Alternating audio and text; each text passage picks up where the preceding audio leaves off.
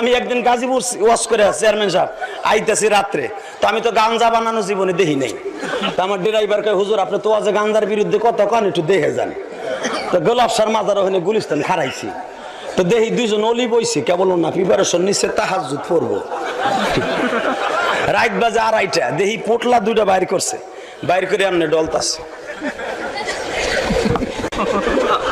দইলা কইলার মতো বইরা হাত করে আগুন দিল বাবা গুড়ার সুবলার মধ্যে, আগুনটা ধরে গেল। একটু পরে দেখি কি চেয়ারম্যান সাহেব এমনে দেশে দয়াল খাজা দিস না সাজা।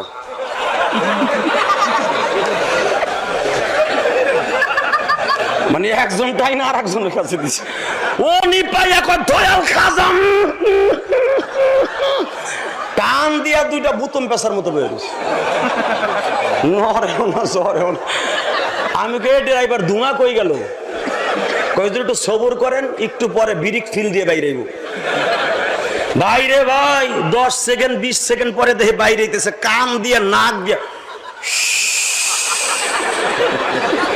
একটু পরে 5 মিনিট পরে একটারে কয় গুলিশটা নামা, ও কয় গুলিশটা নামা।